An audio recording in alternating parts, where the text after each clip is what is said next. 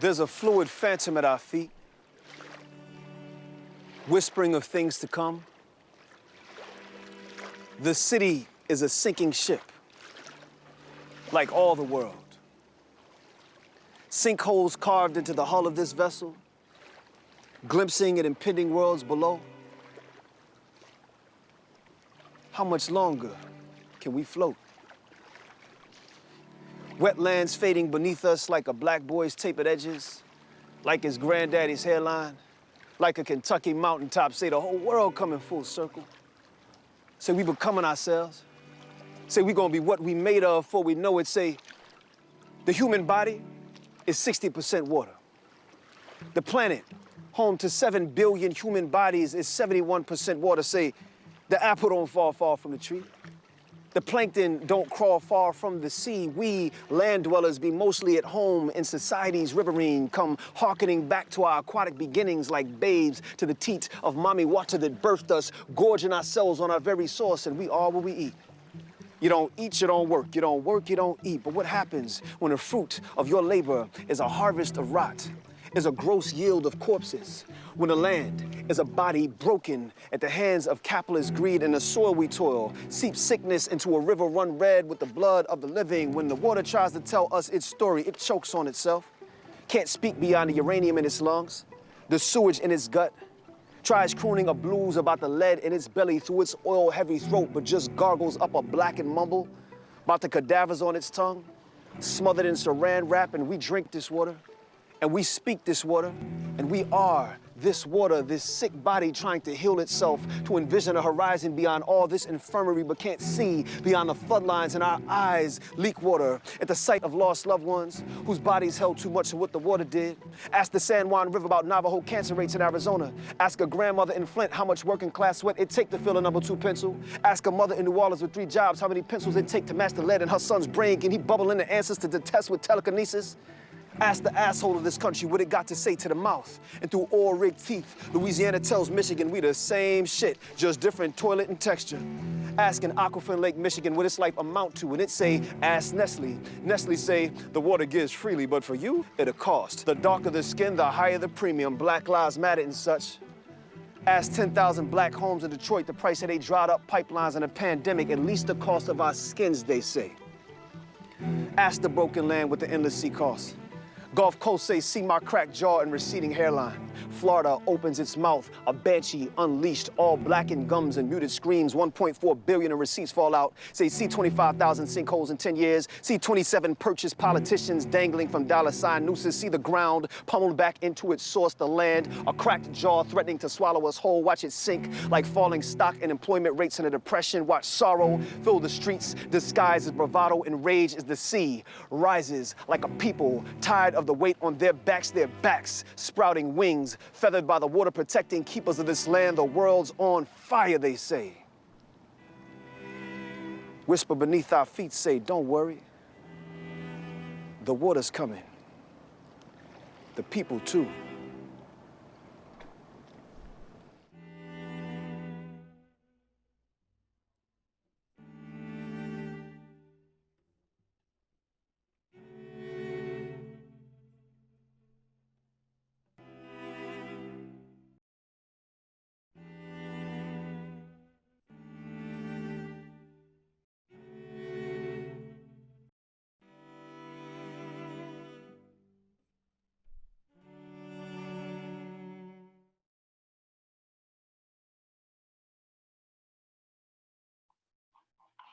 Greetings, family, and welcome to week 3 of Imagine America's month-long collective creative engagement. My name is Frederick Wood Delahousse, and it is my extreme pleasure to serve as the Chief Creative Officer of the Ashe Cultural Arts Center in New Orleans, Louisiana, and also as a member of Imagining America's National Advisory Board and Local Planning Committee. Together throughout this month, we have engaged and will continue to engage in a collective reimagining of multiple systems, structures, and ways of being that shape our existence. Our discussion today focuses on community, the spaces we occupy, how well we serve and occupy them, and a reimagining of our approach to community planning, to housing, community development. But let me first give thanks and blessings to the poet, the author, the enigma that is our dear brother, who we know as A Scribe Called Quess, for that soul-stirring piece entitled Fluid Tension. Thank you so much, Quess. Before introducing our moderator for today, just a few logistical items to cover regarding today's session. This session does offer closed captioning, so if you need to, take a moment to use that option. We invite you to use the chat to share your reflections throughout this dialogue. We anticipate having some time to answer questions at the end, so should you have questions for our panelists, please place them in the Q&A function, which you'll find at the bottom of your screen. Finally, we invite you to engage with us on social media. Our event hashtag is hashtag Reimagining 2020, or actually Reimagining America 20. It's now my great pleasure to introduce our moderator, the phenomenal Laura Harjo. So Laura is a Muskogee scholar and an associate professor teaching Indigenous planning, community development, and Indigenous feminisms at the University of Oklahoma in the Department of Native American Studies. Her scholarly inquiry is at the intersection of geography and critical ethnic studies with community as an analytic focus. Her research and teaching centers on three areas: imbuing complexity in Indigenous space and place, missing and murdered Indigenous women and relatives in anti-violence, and community-based knowledge production. She is the author of Spiral to the Stars, Muskogee Tools for Futurity, which employs Muskogee ways of knowing, and Indigenous feminisms to grapple with a community-based practice on futurity. Family, please welcome Laura Harjo. Good afternoon, relatives. We had the opportunity to experience Quess's message. It's powerful. It tells us about relationships to land, to water. Those are also our relatives. It also tells us capitalism's attachments to land, water, our bodies, and the destructive attachment that it has. What I really want to do today is think about how Quess leaves us with his own call to action of transcending that and flying above this destruction and making something for our communities. So what I want to do now is do a grounding exercise so that we can calm our spirits and come into dialogue together with our minds together and as one, thinking about and for a future for our communities and relatives. So what I'd like to do now is to do a breathing exercise. And take a breath. And think about bringing our minds and our bodies into this, and think on this prompt. How have our ancestors' imaginations made it possible for us to be here?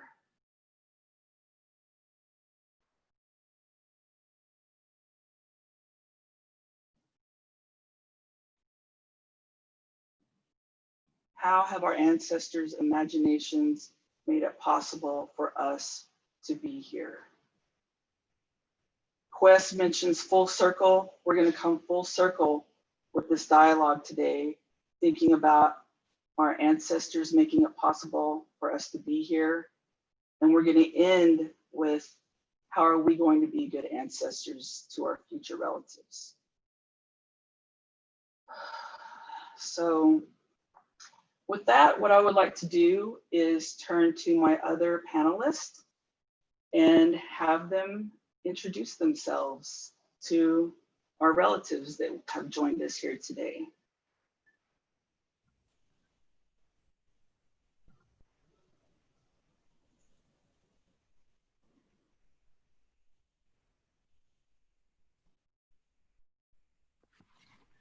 Andreanecia, would you like to begin? Sure, Andreanecia.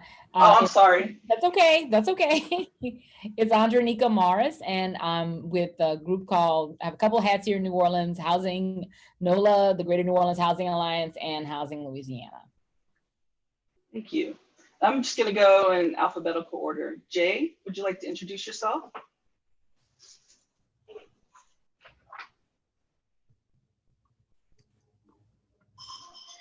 Hey, sorry about that. Having some issues with my tech. My name is Jay, and my pronouns are he, him, and his. Thank you. Kim? Hi, everyone. I'm Kim Zito. My pronouns are she and her, and I'm the Program Director for Public Art at the New England Foundation for the Arts. Lisa? Hi, everyone. My name is Lisa Lee, and I'm really happy to be here with all of you tonight. I'm a cultural activist here in Chicago. My pronouns are she, her, and hers, and I'm the executive director of the National Public Housing Museum. Thanks. And Spirit? Peace, everyone. My name is Spirit Paris McIntyre. I use they and them pronouns, and I'm the lead organizer of Transvisible, a network that seeks to uplift the leadership of trans and gender nonconforming folks. And I also am a community organizer with Southern Solidarity, a group that helps to support unhoused New Orleanians through food and clothing support, as well as other resources. And I'm happy to be here. Thank you all. We have a powerful and wonderful panel here today to come and dialogue together. And so at the bottom of your screen, you can put any kind of questions that you have in the Q&A. And on the other aspect of that, so what we're going to try and do is we're going to have like not a whole lot of jargon as we're talking, and we're going to call on ourselves to unpack some of our jargon if we do bring up jargon. So one of the things that we want to start with spatial imaginary. So that was one of the questions that came up. So for a panelist, how are we defining spatial imagination? And what are the different spaces and places where you and we make community? So anybody who would like to lean in and answer that question from their own experience with their work and their community?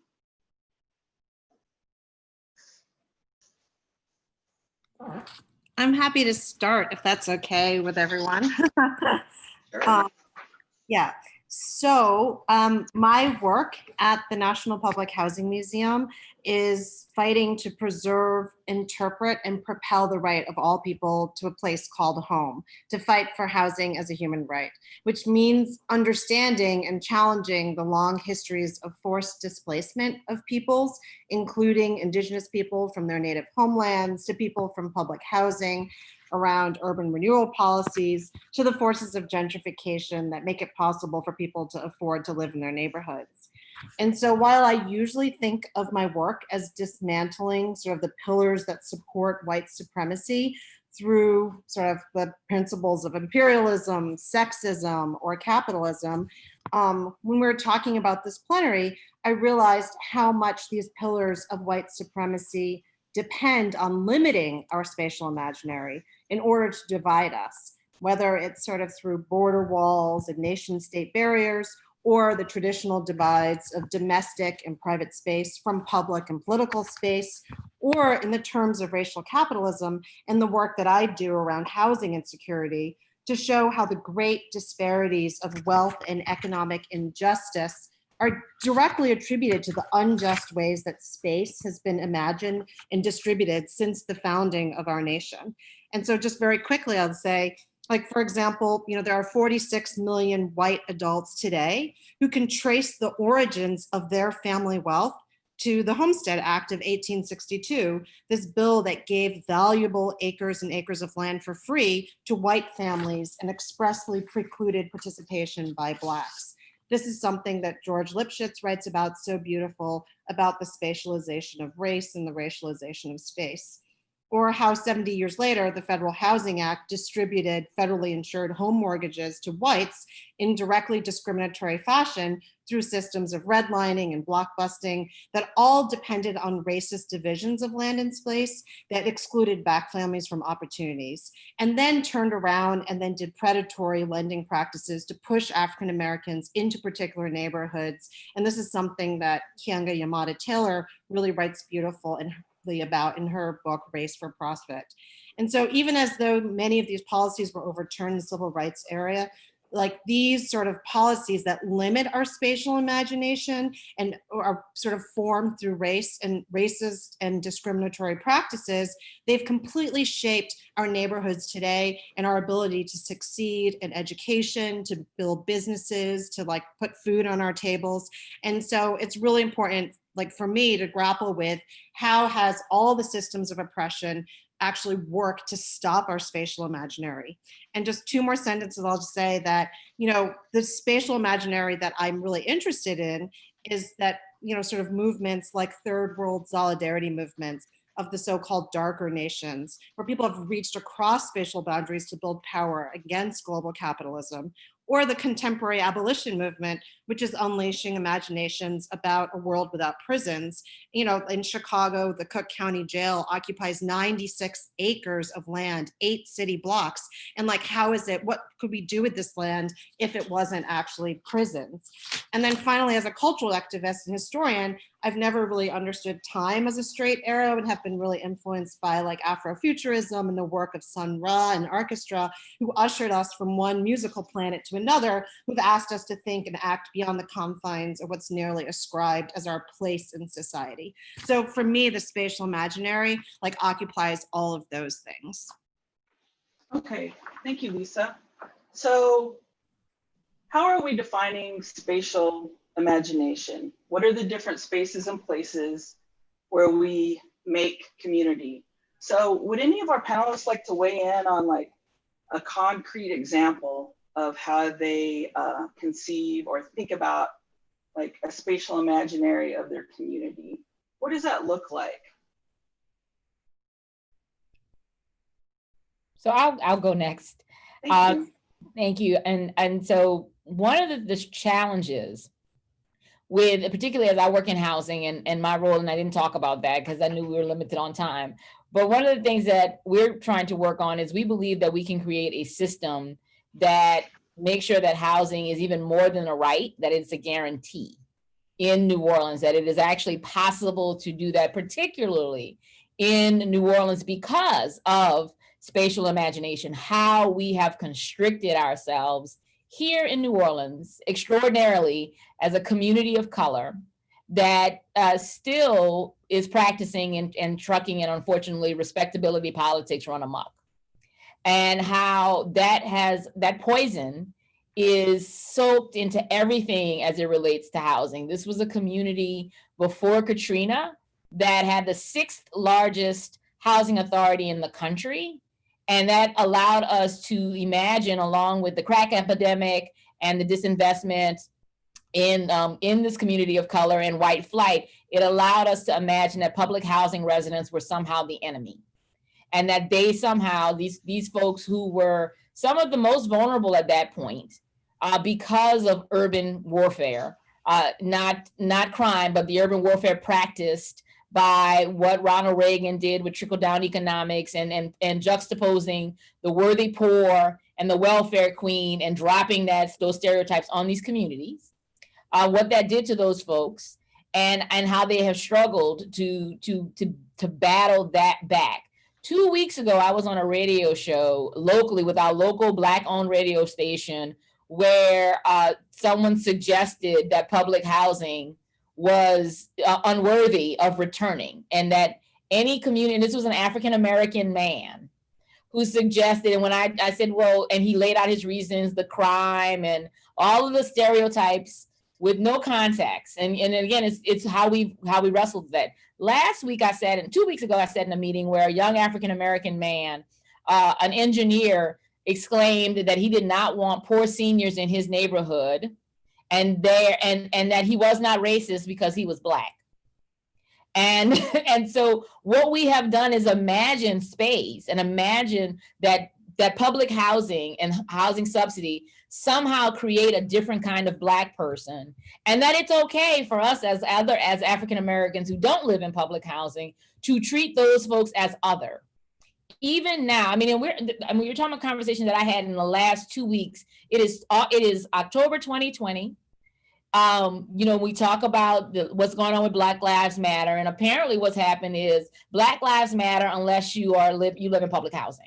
Black Lives Matter unless you live in Section 8. Black Lives Matter unless you're a renter, and then all bets are off. And what we have been talking about here, and again, we see this play out with COVID. This attitude is so deeply felt that we have allowed elected officials at every single level, council members, mayors, parish presidents, governors, legislators, presidents, congressmen, to ignore in this moment of COVID the connection between housing and the need to guarantee housing during a global pandemic that is a communicable disease, while we are telling people to stay at home. And not one single public official in the United States of America has done a damn thing to make sure that the people that they are responsible for can actually shelter at home during these extraordinary times. This is a sickness in this country. It is racially motivated. It is and we as African Americans are not, we do not escape it, right? Systemic racism works well when you have internalized it. And you actually have the oppressed weaponizing it against other people. And you see it play out. That's why we know we can make a change here in New Orleans, because these policies have allowed us in this pandemic and for the last few years to have a 20% vacancy rate in the city of New Orleans, while we have more than half of our renters not able to afford to live here. We have displaced in the last few years, by our estimates, about 50,000 folks who work low-wage jobs in New Orleans who no longer live in New Orleans. And we are bearing the consequences of that. One of the things that the mayor and the city council wring their hand over with COVID is the fact that New Orleans is still not recovered from Katrina when it comes to population. We still haven't cracked 400,000 yet, still have not. And because of that, we could not get direct COVID funding. If those 50,000 households who work low-wage jobs in New Orleans were living in New Orleans, guess what?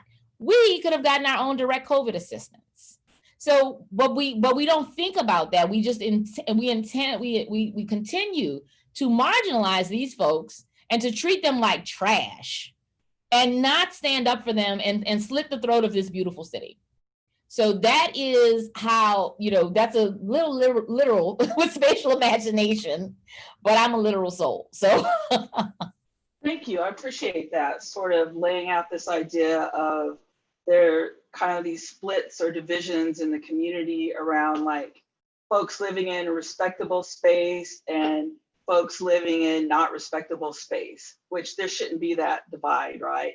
So I'm wondering, like, how do we imagine spaces that don't have a ceiling on them?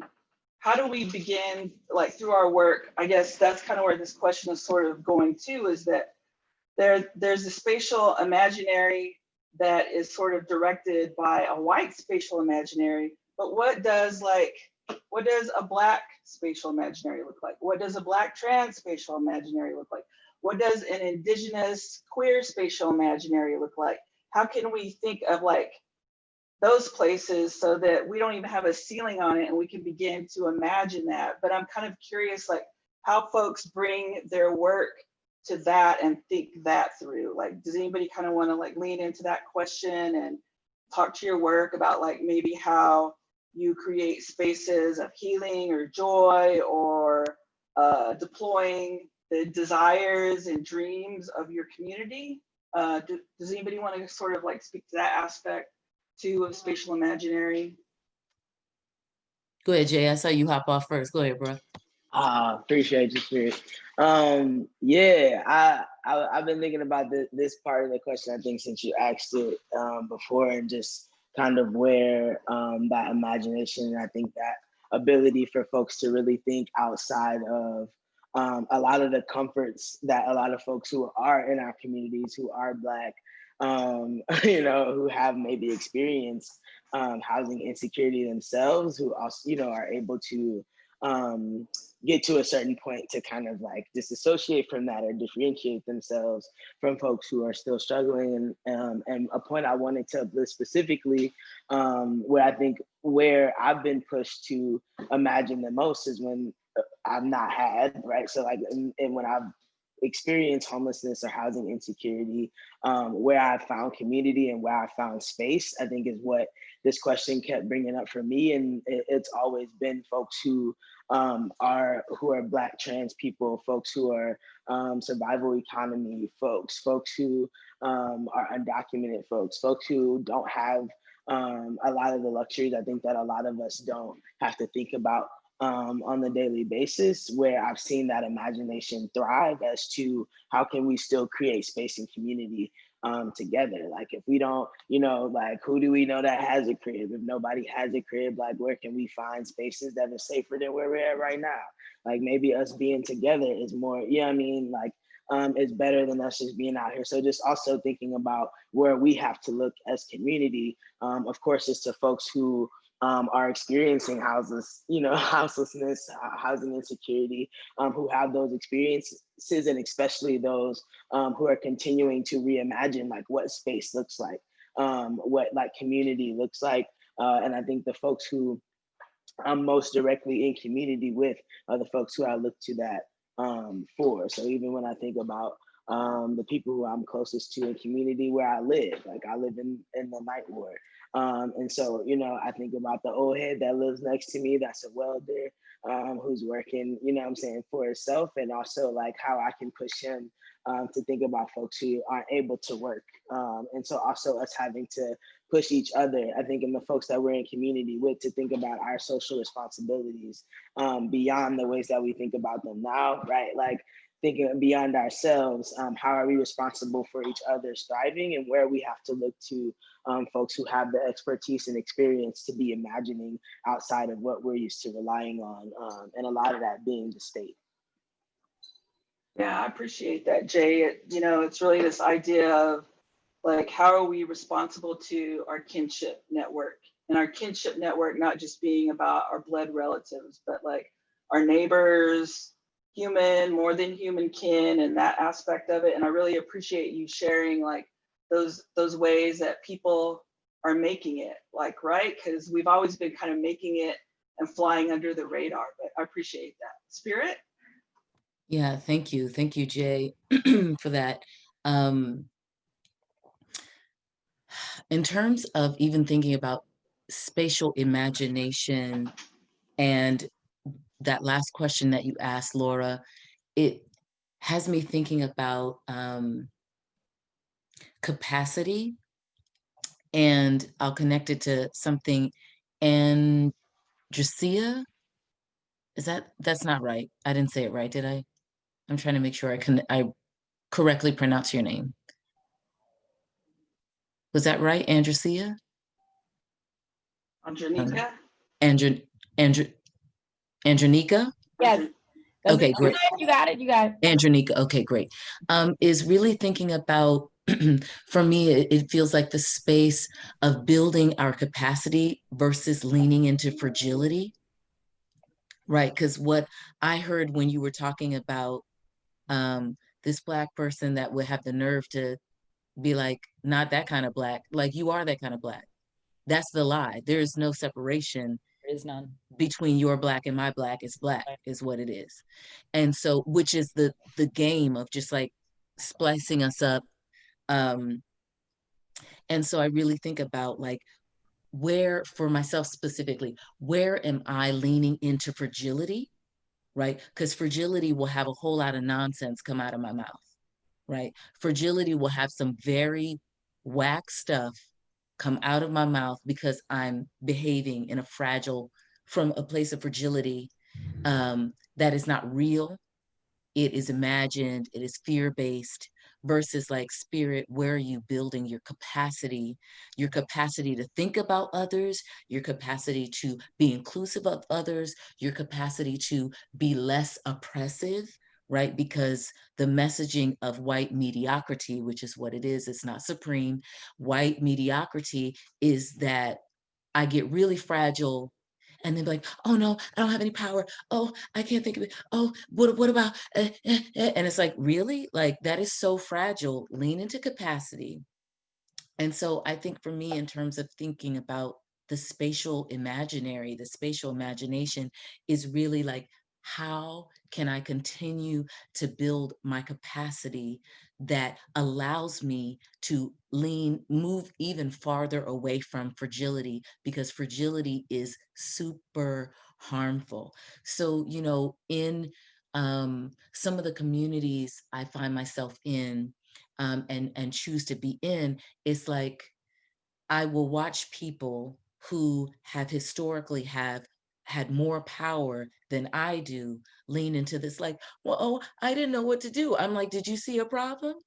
Yes, then solve it. Like, you don't have to wait for the Black person to get here, for the brown person, for the darkest person in the room, for the, like, that's ridiculous. You have a voice, you have a say, like, get up off that fragility and lean into capacity. And so I think that a lot of the things, especially a lot of things that Lisa, Andreanecia, and Jay mentioned are really like leaning, whether you're leaning into fragility and thinking that will save you from being accountable or responsible, or leaning into capacity, which allows for me, it allows me to be more nuanced. It allows me to listen.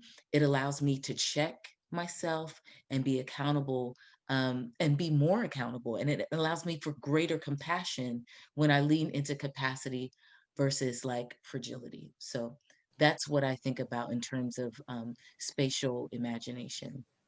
Yeah, thanks for that, Spirit. I'll just add, I appreciate the framing of fragility and capacity, because I often think about this work as leaning into abundance from within our communities. When I think about spatial imagination, my work at NEFA is supporting artists to create public art. And we also acknowledge that our concepts of public are overlaid on stolen lands. So there's an abundance of knowledge and history within our communities. And thinking about this, Lisa, just going back to something you said, that time isn't linear. Thinking about the intersections of time and space that create the context for place, recognizing that place, particularly public spaces, are not neutral. They have a past, a present, and a future, and they're in conversation with each other at all times.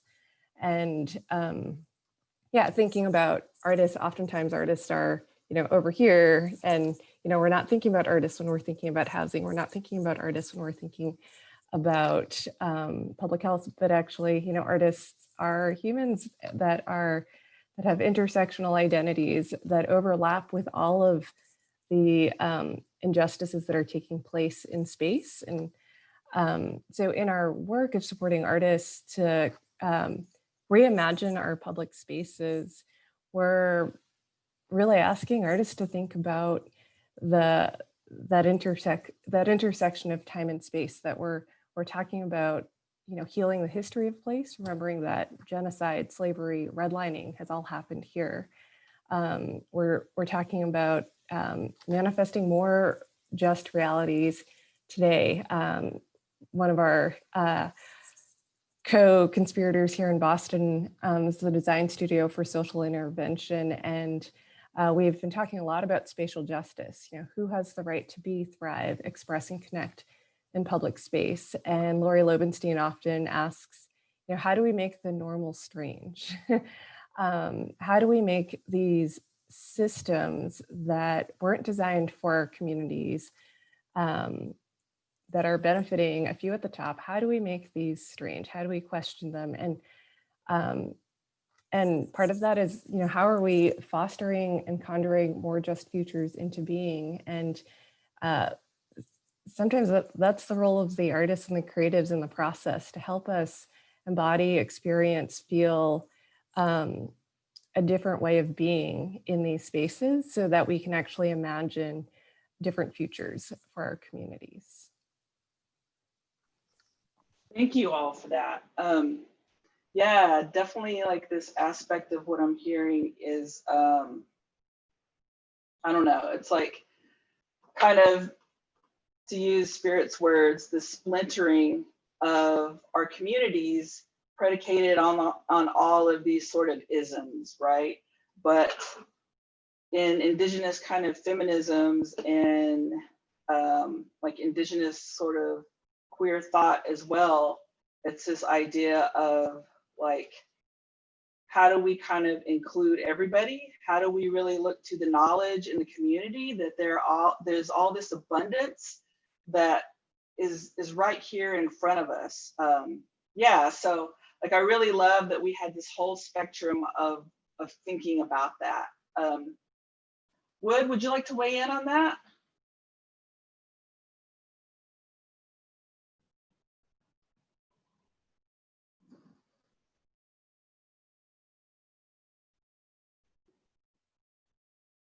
Okay.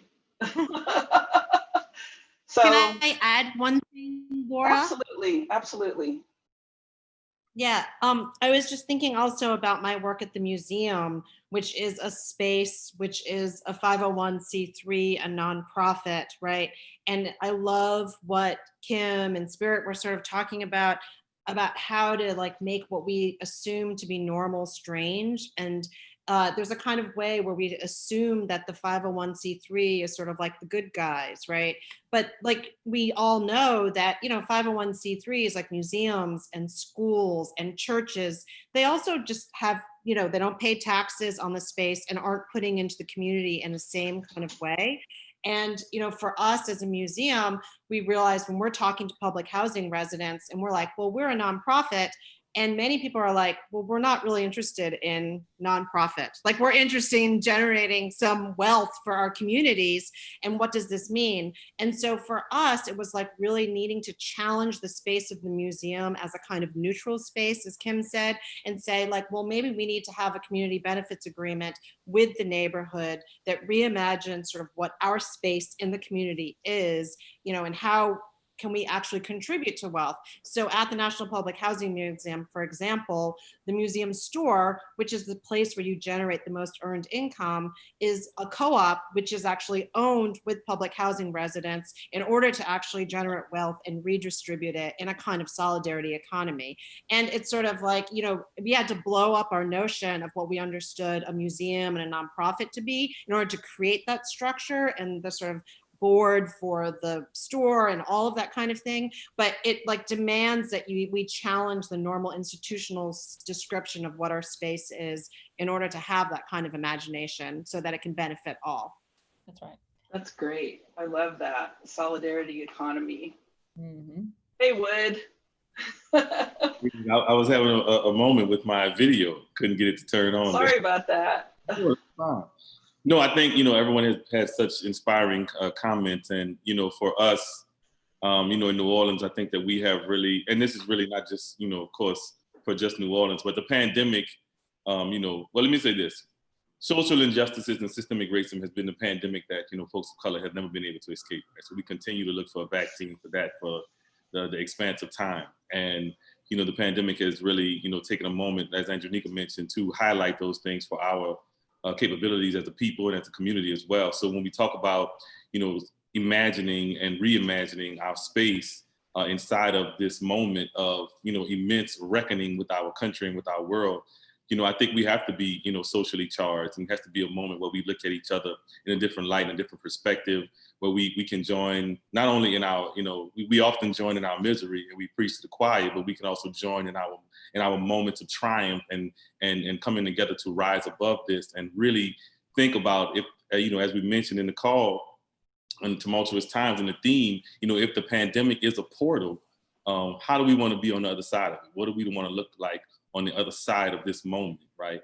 And, you know, so it's important for us to have these conversations. It's important for us to think about housing in a different way. It's important for us to think about, you know, that we can't be in this oppression Olympics, but we also have to think about that if you're against oppression, you have to be against all oppression, right? You can't pick and choose which oppression is yours alone. So, you know, for us to be having these conversations about spatial, imaginary, and thinking about housing and community development in a different way, that it's an inclusive environment that brings everybody to the table equally, that word equity, that is, you know, a hot button word right now, but it really is a word that has a lot of power and a lot of meaning if we put it to the proper channels to really excel in the ways that we know we have to do so. Yeah, thank you, Wood. I love that, getting on the other side of the portal. So in terms of getting on the other side of the portal, I feel like we kind of answered this, but I'm going to put this question out here. How are we using our imaginations to create communities of healing and justice?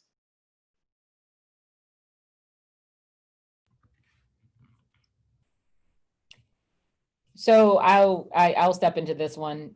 Number one, it kind of connects to the piece that, Wood and Lisa talked about, is we also have to check ourselves to confirm how we're showing up in community and what we are trying to do.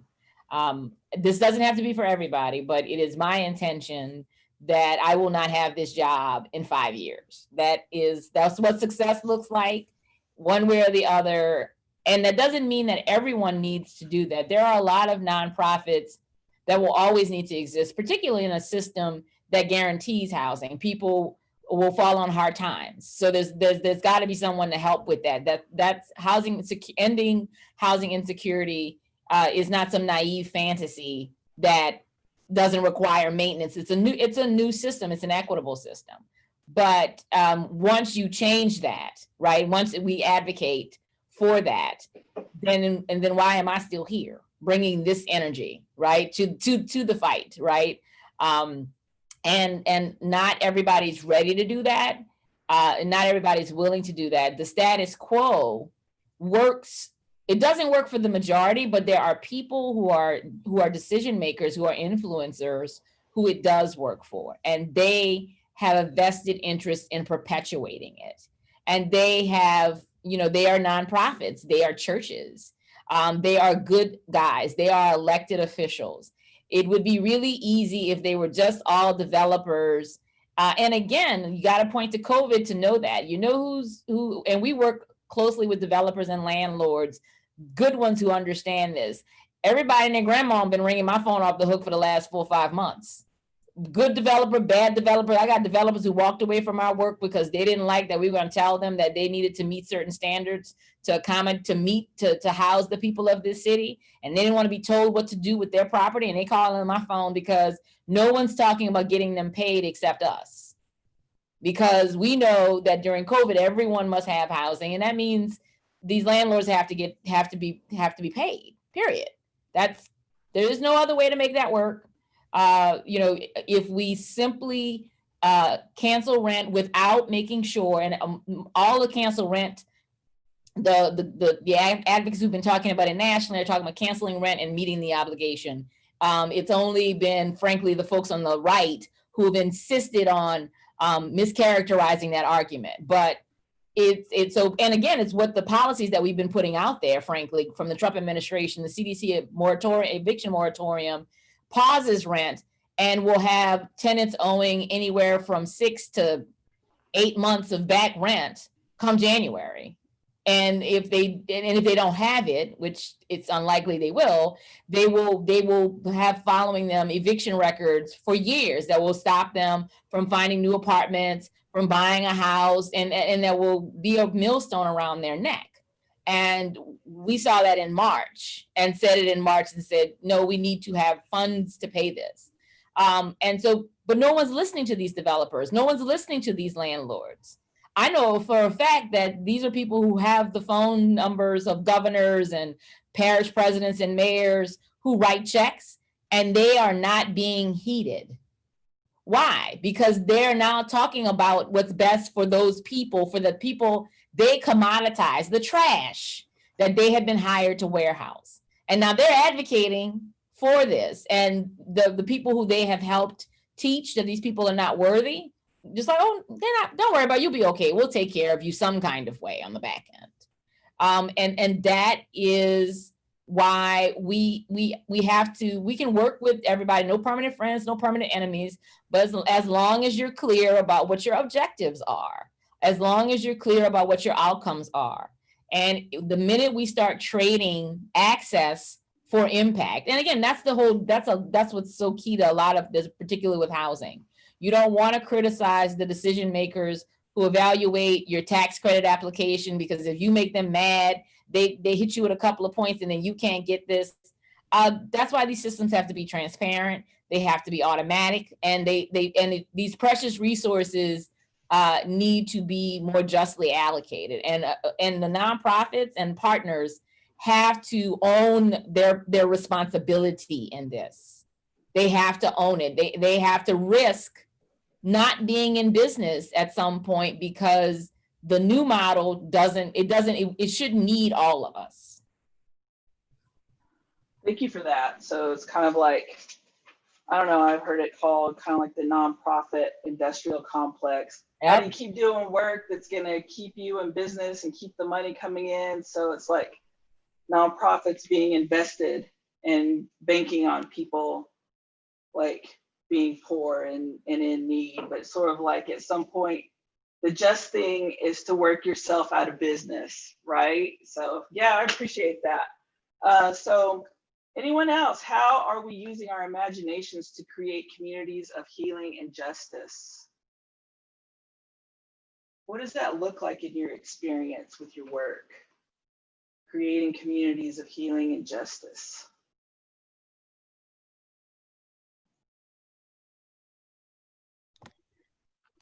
Thank you for restating the question. For me, like I'm also a Reiki practitioner, and Reiki is a healing energy modality. And this particular modality is comes from Japanese culture, and it helps to balance energy. And so in that work, I've seen the importance of centering healing, centering ways of being that will promote greater healing. And so I think it's like centering, it's centering wholeness and wellness, and centering, it might be centering process over product, valuing people over money, valuing joy over, you know, just production. And so I think it really ties into everything that folks have been saying, really moving away from capitalist ideas that are not, will not return us to wholeness, because that's not the point of those things, right? A nonprofit is like, those words are, those words don't mean that you're investing in people. It just means you found a different way to do whatever it is that you're going to do, right? So I think, you know, I focus a lot on healing, wholeness, accountability,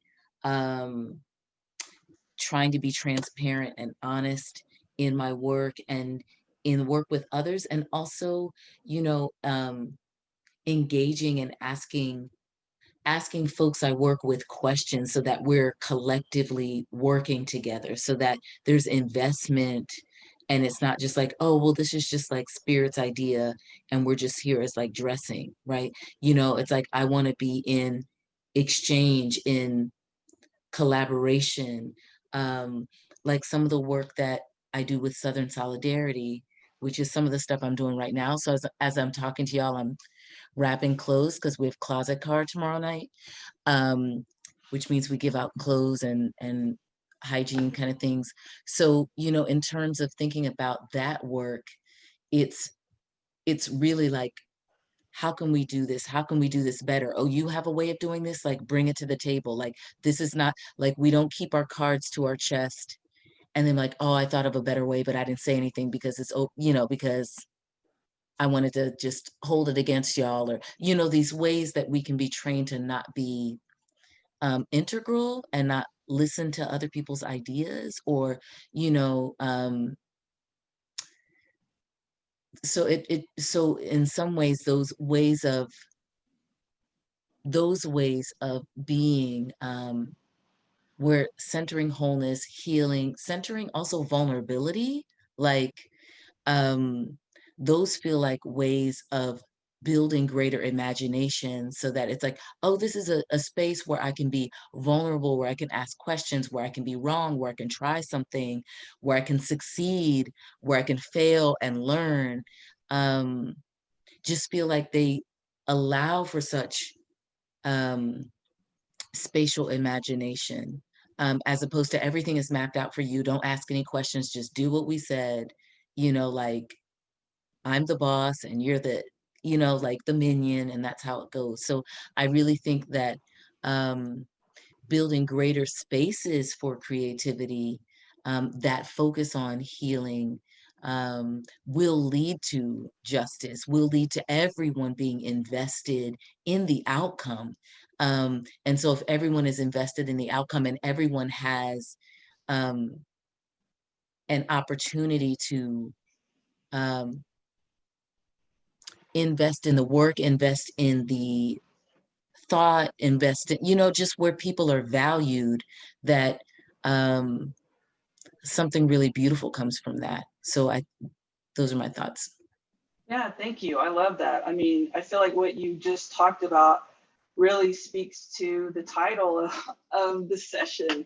I mean, you just talked about community caretaking, the idea of like process over product. The process part is actually the product too, that we're, well, to like turn away from capitalism's language, but the process is the caretaking part. But from that, we have these stronger relationships of caretaking and community building that Jay was speaking to, about like for folks that are unsheltered and you have a kinship network to draw on because you've worked on it, then, that's part of community building too. But I heard you speak to both community building and community caretaking. The other aspect that I heard you say too, that around dialogue related to missing and murdered Indigenous relatives, in my experience, we've talked about safe spaces. Well, if we can't have safe spaces, totally safe, how can we have brave spaces? And I heard you talking about brave spaces too,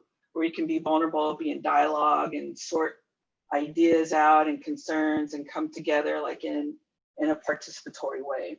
But like, does anybody else want to sort of speak to how we create communities of healing and justice, or that dimension of community caretaking or community building?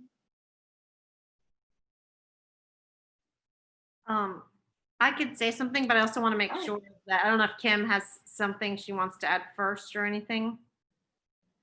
You can go first. I want to just quickly say that, for us we're a history museum. That's my work as a public historian too. And so for me, you can't actually have a healing space if you've not had historical reckoning, if you've not had repair or reparations. This idea that, the past is never dead, it's not even past, is really, really important. And so for us, what we do is we have committed to, for example, creating the largest archive of stories of public housing residents. An archive which normally is a space of violence and of exclusion for women, for gender non-conforming people, for people of color, for people living in poverty, have been excluded from these like sort of spaces. It's how can we actually create an archive of stories, which are the sort of creative capital of people, our ancestors, and sort of use that space as a space for healing, and to sort of say these stories actually matter. They're actually the foundations or how we will build the future that we want, our collective future that is truly inclusive.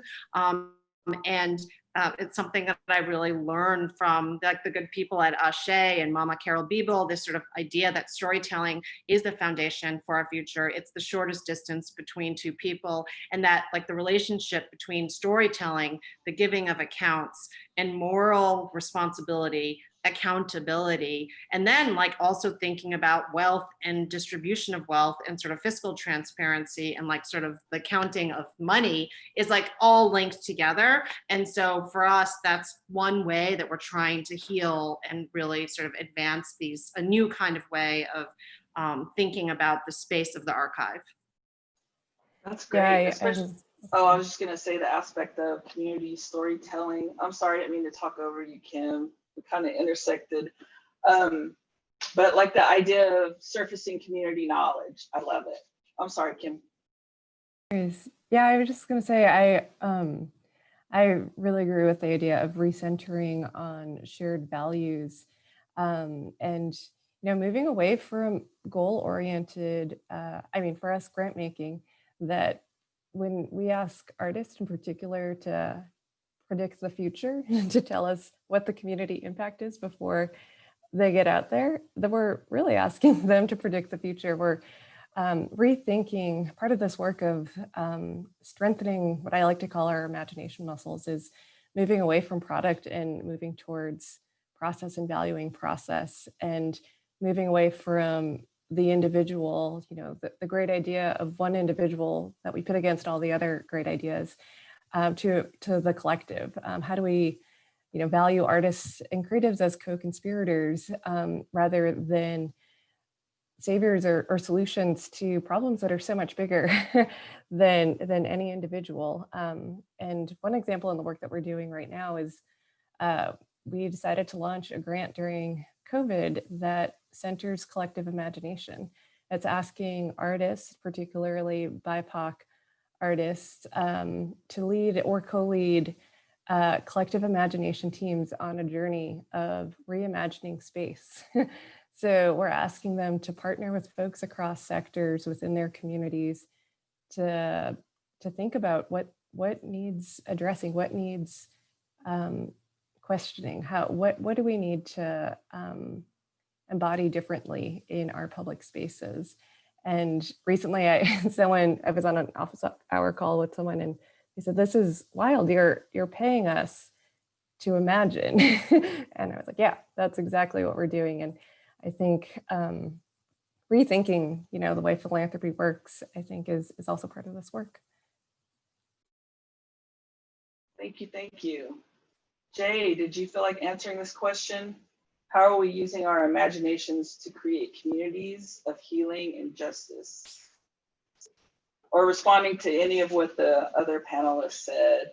Yeah, I was about to say, wow, I don't know how I got, I feel like I got far away from the initial question, but the thought that was originally coming to me was going back to this idea around relationships and kind of like just the work, the deep, long work that we have to do as in all of our communities to build relationships with each other.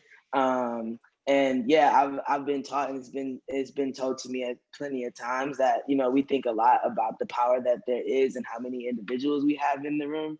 And we need to spend more time thinking about the power in their relationships to each other. So like if, you know, we can have, you know, we think about now, you know, it isn't that there are not Black people with money in New Orleans, right? It's not that there aren't folks who own their houses versus renting, et cetera. But it's about how those folks are in relationship to people who don't have access to those things that creates this huge gap, right? It's about how we're not in space with each other, how my house in the 9th Ward and the folks on the next block to me looks a lot different from a house in Gentilly and the house on the next block to them, right? And the relationships that we have to each other and the relationships that we have in those spaces, right? How I can feel walking around in Gentilly versus how I can feel walking around in the 9th Ward. And the relationships that I have to my neighbors that where I live now versus when I lived in a studio in Mid-City. Like, so all of these different things, and thinking about like how deep and how important relationships are and the power that we actually can build in our communities, again, to hold the social responsibilities of like, yo, no, we do not want the state to determine for us where our borders lie. Right. But that also comes along with the social responsibility for us to be in relationship to each other, to be thinking about how we make decisions, not based off of like who owns some shit or, you know, like who has power or who can violently do some shit or like take over something. Right. Like, but actually thinking beyond that, how can we be in relationship? How can I make sure folks who I'm in closest community with have what they need, and also create spaces to where these folks over here who I may not know personally, I can also be in relationship to them, right? Through like sustainable living, through thinking about how we nurture each other's communities and build each other's communities up. So yeah, that's what was coming to me around this last piece of dialogue. Yeah, thank you. That is like a perfect segue to the next question, where you were talking about like, it's not about like who owns some stuff, right? So how does your work engage with the issue of our relationship to land, to the history of genocide and displacement of Indigenous peoples? So it's how does your work engage with relationship to land?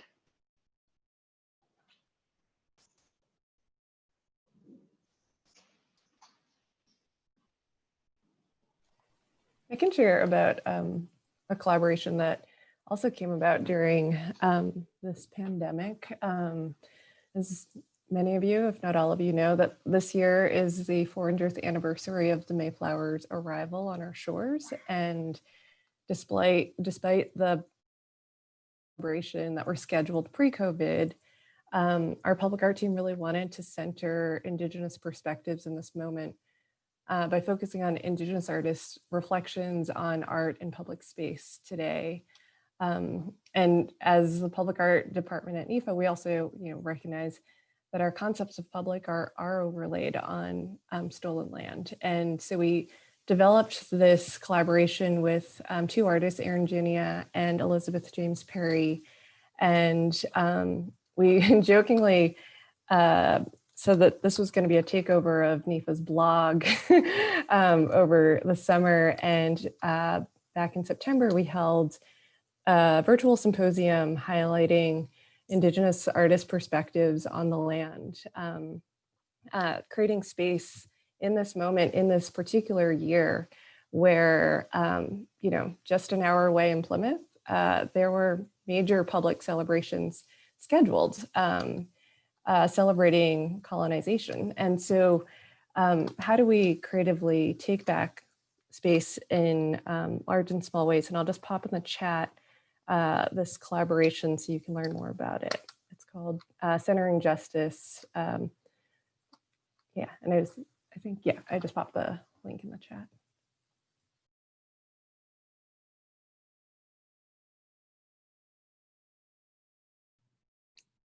It's such an important question that you ask, Laura, and I have to honestly say that I'm really grappling with this now. I think, like some people may know, there's this really, I think, important, provocative essay written by Eve Tuck and Kei Wayne Yang called Decolonization is Not a Metaphor. And they really sort of ask us to engage with what is most unsettling about decolonization, which is decolonization brings about the repatriation of Indigenous land and life.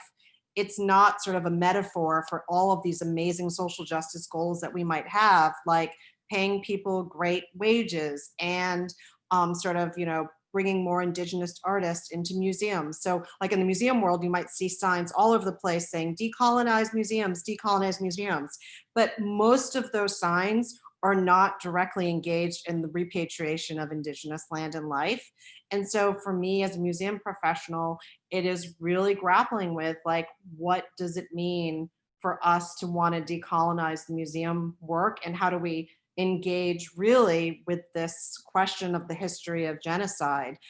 Because for a long time, the museum was, sort of promoting land trusts and doing land trust teach-ins, but Indigenous folks would show up and say, this is not exactly addressing the history of genocide by creating a land trust on the west side of Chicago, right? So I think there's a lot of work that needs to be done. There's an amazing art historian named Romy Crawford who's been thinking a lot about ephemeral monuments in this sort of moment of conversations about taking down Confederate monuments, and sort of asking us to reimagine what a monument can and should be, and how it doesn't have to be something written in stone or steel or concrete.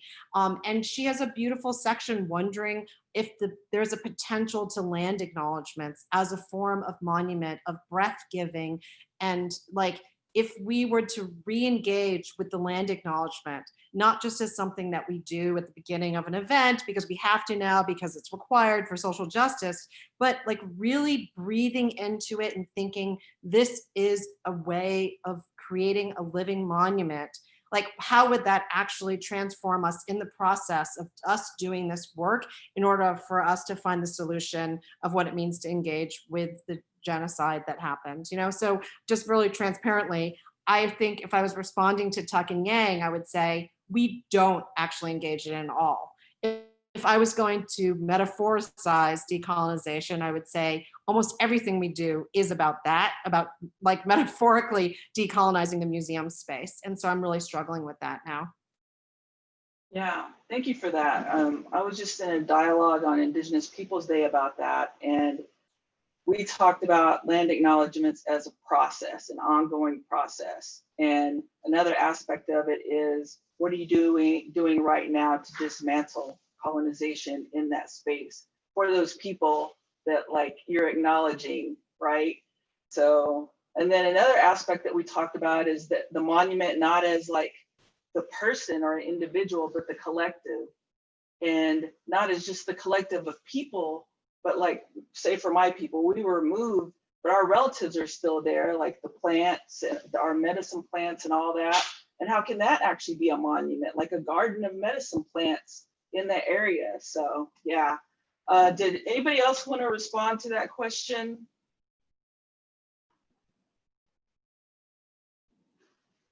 Okay, so we're going to move on to the audience questions. And so this one is, in our imagining, is there someone somewhere who is doing what we need? Is there a county or principality doing it right?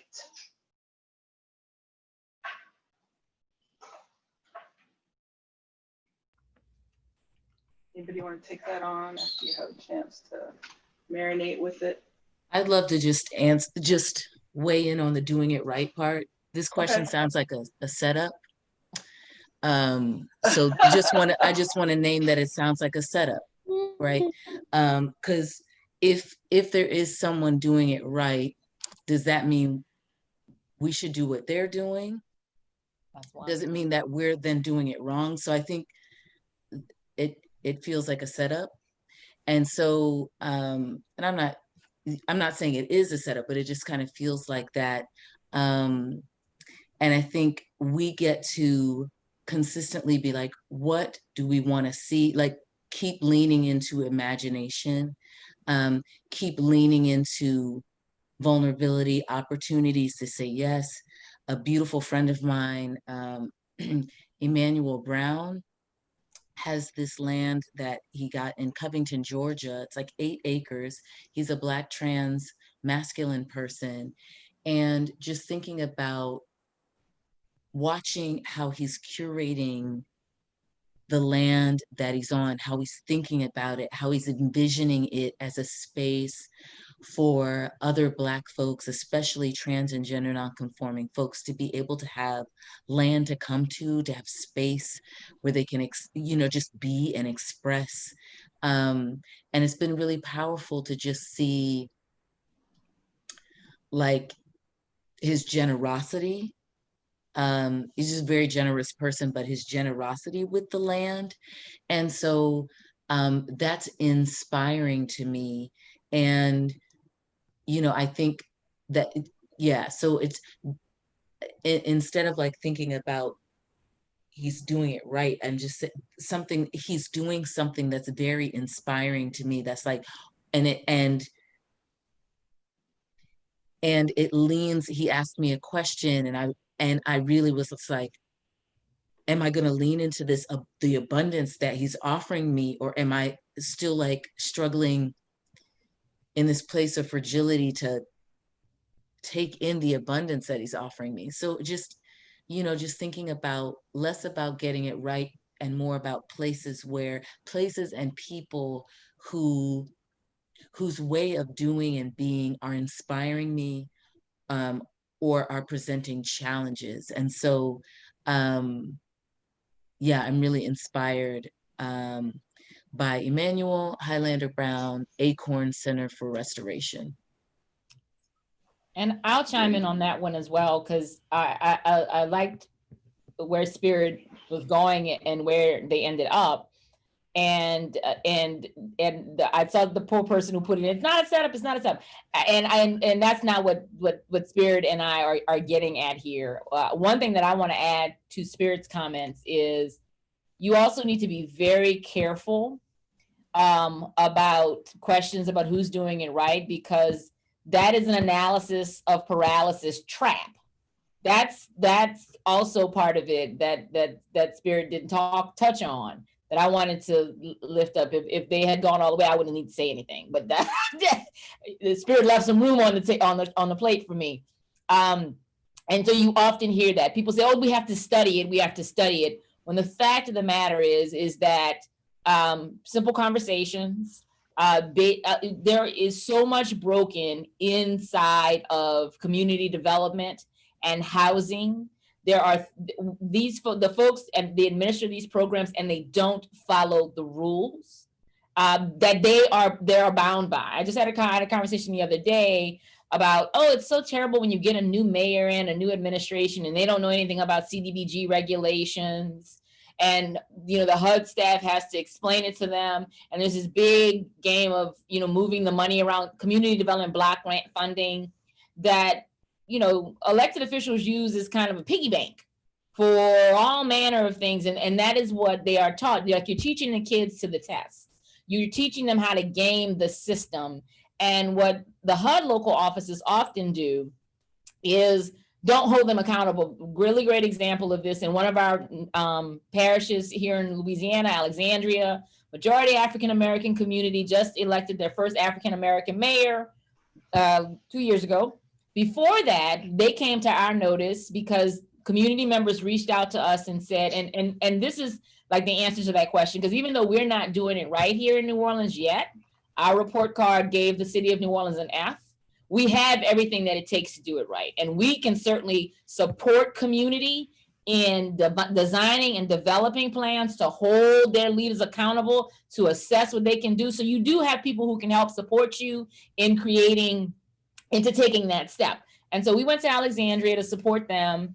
And they told us they didn't know what was going on, but something was wrong with their housing authority. And we found out through some questions that their mayor had refused to appoint enough board members so that the board could have quorum, because he didn't want any more, the white mayor didn't want any more public housing built, and the housing authority was on track to do that. So what he decided to do was just not appoint enough board members. And the community didn't understand what's going on. This went on for almost 2 years. I found out from the local HUD field office because I asked them and they told me. And I said, well, what are you guys doing about it? Y'all give them a couple $100,000 in CDBG money, you holding that? Well, no. Why not? Why? I'm sorry. Well, we're sending him letters. Excuse me? This elected official is refusing to do his duty. Again, and those of you who run nonprofits, if you don't have a board, you can't approve a budget. I mean, there are things, and this is a public entity, and this is what the mayor decided to do. When we informed community what was going on, they mobilized immediately and got their city council members to call them and be like, oh, have you lost your mind? Within 60 days of community being aware of the situation, they had acted, and the mayor put 2 new board members on to get them to quorum. So, you know, people need information. People need knowledge, and then they need to act. And so that is the part that's, and that's what, and that there's reality in wanting to get guidance, to get support, because if you don't know what you don't know, they warned us before this to make sure we didn't talk in acronyms. This work is lousy with acronyms. It's why one of the things I do when we train and support new communities, we put glossaries in everything. We give people note papers, write it down, and ask about it afterwards, or look, or GTS, Google that shit, right? But don't let that keep you from doing the work. So you can get support. You can reach out to us. I can reach, there are a network of us who believe this way, and we can support you. But if you let your leaders set you up for the best practice scam, we got to study it to figure out who's doing it well, you will never get anything done. Yes, thank you. Thank you, thank you, thank you. Don't wait for permission from anybody, right? So we're going to move on to our last question. And I would like for all the panelists to weigh in. So this last question is, how can we have about 5 minutes left for Q&A. So how can we take this during COVID and post-COVID moment to develop more habits of community caretaking? What might we be doing now that can stick and remake more equitable, compassionate, thriving communities?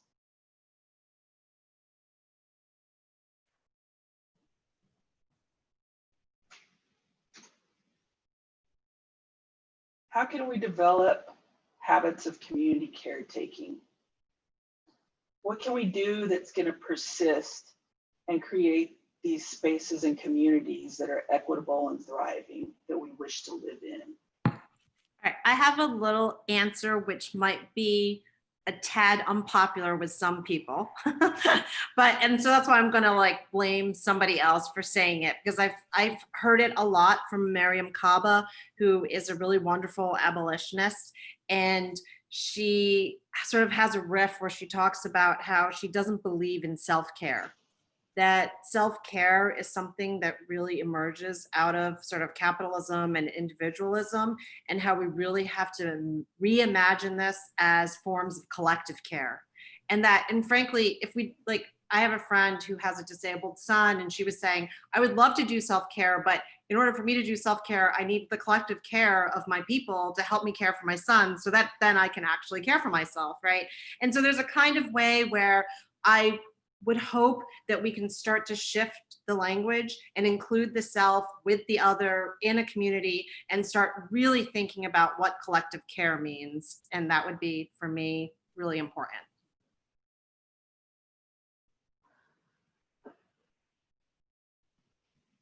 Jay, do you have any thoughts on that? Developing more habits of community caretaking. I know you do. You're doing it every day. Well, yeah, I appreciate that. I think this question has me thinking a lot about mutual aid, and I think like in all the different ways that we see it from folks, and I think especially in the beginning of the pandemic, folks, doing grocery runs, taking care of groceries for their neighbors.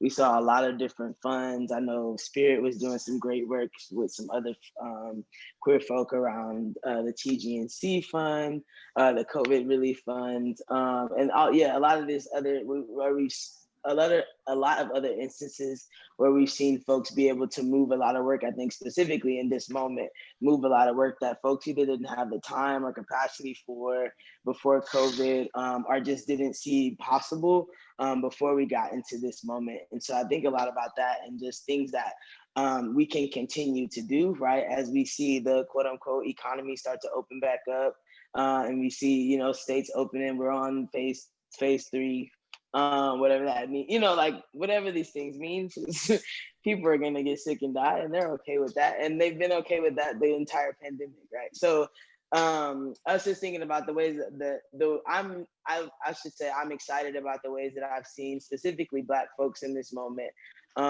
be able to move work in their communities that is built on this idea of mutual aid, and how can we barter? What are the things that we can share? What resources do we have available? If they are scarce, how can we make sure folks get based on what they need, and not just like these cookie cutter, let me go make sure folks have all the same things, right? But actually thinking about, who's living in my community that needs these different things, right? Where are our elders at? Where are folks with families or people who are caretakers with multiple generations in a household? Just like all these different things. And again, going back to relationships, right? The ways that we have to be in relationship to each other to be able to actually have sustainable means of doing things like that. And the ways that we have to step up, I think, not in this idea that white mediocrity and capitalism teaches us, right? And that, if you can't show up in this way, then don't show up at all, but actually thinking about how can folks show up based on what I actually have to give, whether that be in ability, whether that be in resources, whether that be in just where I'm at, right? Just like what I know, my skill, my knowledge, all of those things, and us actually, the way that I've seen us actually put that into practice in this moment, I do believe is sustainable, and I do believe is actually the work towards us building some new shit outside of the state, and us getting to the point where we can say not only like defund police, not only like defund these different things, right? But we actually can say, yo, give us like just we can actually cut out this middle part, right? Because we want to take on the social responsibilities of our own communities, and we don't want elected officials to hold that for everyone in our communities, because that is impossible for everyone's communities. Everyone in our communities needs to be met in that way. So yeah, I think that's definitely an example of things that we can continue to do in making sure that people's needs in our communities are met outside of what the state offers. Awesome. Thank you. Thank you. Thank you. Anybody else want to step up with their community caretaking Yeah, habits? I can lean in. Thank you, Jay, for that. Um, I think about like things like slowing down, taking breaths. Um, I know when I allow myself to move a little bit more slowly, um, I'm more kind to myself and to others. And that's, not capitalist. So really, like, what ways can we be invested in community caretaking is really stepping away from capitalism, um, which causes so much harm, which is just like, oh, you sick, produce. Oh, you depressed, produce. Oh, you traumatized, produce. Produce. Use that trauma. I'm just like, what?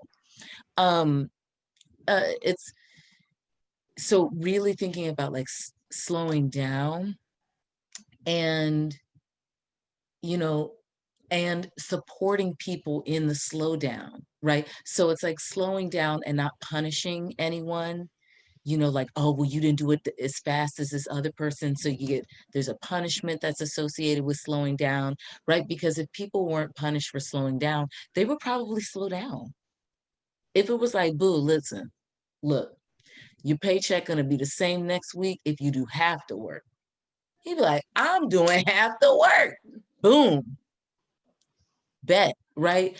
Um, and it being okay, because it's like, to actually have you be thoughtful and be a more well human being, have this work. Or if this person over here can do twice the work and that's how they thrive and it feels good to them and great, well then boom, bam, um so I think about that. And to Jay's point of relationship building, um so I'm a big fan of reciprocity, and I've been learning that, like, spirit, everybody don't do what you do. And I'm just like, I know.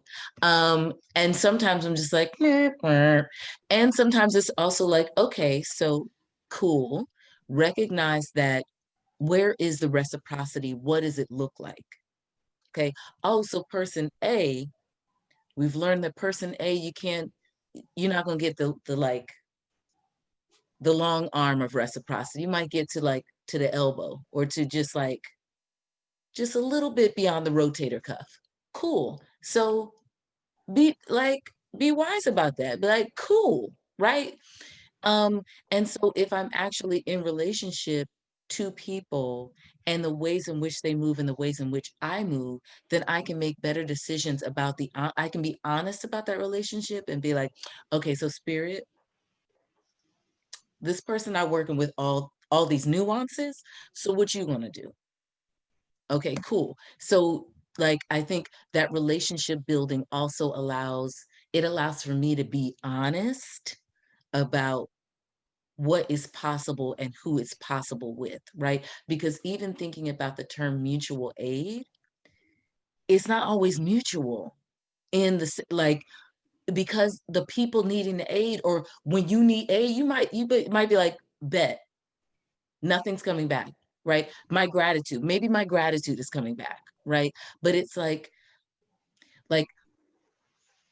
we're coming from systems that, let's take like colleges. We're coming from systems that would offer people who can't afford to pay for college a loan, and then be like, give me that back. And be like, wait, I can't afford it. That's why you gave it to me. Like, why should I ever give you this back? It doesn't make any sense. If I had it, I could just pay it myself. But if you offer it to me and you like, I want it back immediately with all this punishment on top, it's like, it's not actually mutual. It's not actually honorable. It's like, you got the money, give it to me. Check. That's the end of it. Like, thank you. Like, good job, right? Like, that's it. So really thinking about all of that goes into relationship building, um, and notions of reciprocity, yeah, feel like they're really important. Such a big hairy dog, what a cute dog. But it goes into all of that, you know, community caretaking and equitable and compassion and thriving. Thank you. Thank you so much. Oh, sorry, we keep talking at the same time. Yeah, Kim. Yeah, I just wanted to say thank you. Slow down were the two words that came to mind for me as well. And I feel like the pandemic not only taught me to slow down, but to reprioritize what's important, not just to me, but to the collective. And, you know, so many of our systems are designed for profit rather than for people, for collective care. And how do we, as, you know, the economy is reopening, remember to center and value relationships, you know, despite profit coming back into the picture. And also by slowing down and valuing relationships, you know, how can we cultivate our appetite for more diversity of thought? You know, we're moving so quickly, we can't value the abundance that's in our midst. And then maybe we can start to see that multiple versions of right do exist, getting back to the question we were just talking about. Thank you, Kim. Thank you, Kim. Does anybody else, Andreanecia, did you have anything? All right. Not anything extra. I mean, we've talked Okay, great. So that ends our dialogue for now, and I'm going to move into a call to action. So in this call to action, we're asking you to think about the following prompt. Let's see. What skills are we responsible for building in our communities to create the liberatory spaces of our dreams? What skills are we responsible for building in our communities to create liberatory spaces of our dreams? And that's what we want to leave you with thinking on. And Wood is going to give us some information a little bit more on like where you can write that down and think about it. But we've come full circle in this, thinking about our ancestors. And we're going to close this circle in thinking about ourselves as ancestors and our future relatives. So we're thinking about past, present, and future in this session. So we're going to do a closing grounding. So we're going to take some breaths and think about how will you build your future ancestorship? How will you build your future ancestorship? How will you be a good relative?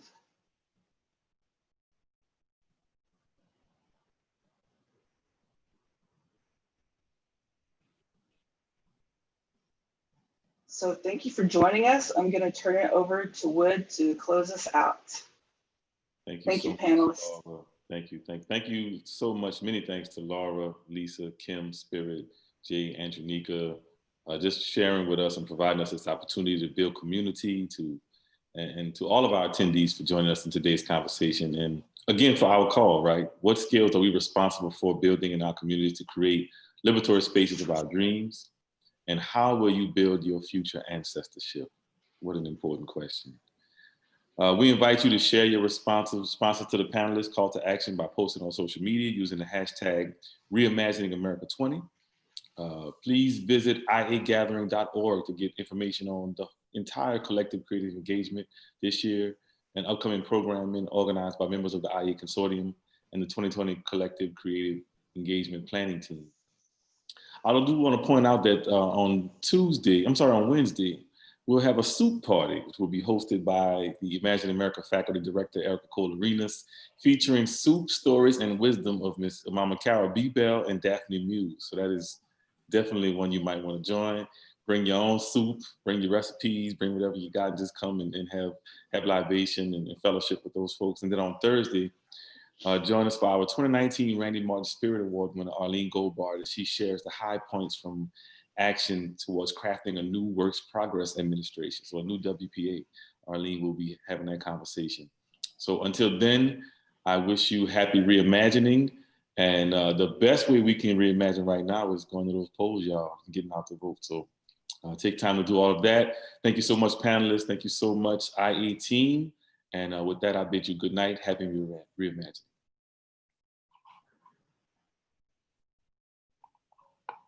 Thanks, y'all. This has been lovely. Yeah, for sure. Great Thank to you, be in Joy. conversation. Thank Thank you. you, Laura, so much for your work. You know, helping us moderate us. It was great. You're amazing. Thank Yeah. you. Thanks for the Great. dialogue. I appreciate it. Thank you. Wonderful. Have a good Bye, night. y'all. Don't be strangers. Yeah. Bye. Sure. Peace, y'all.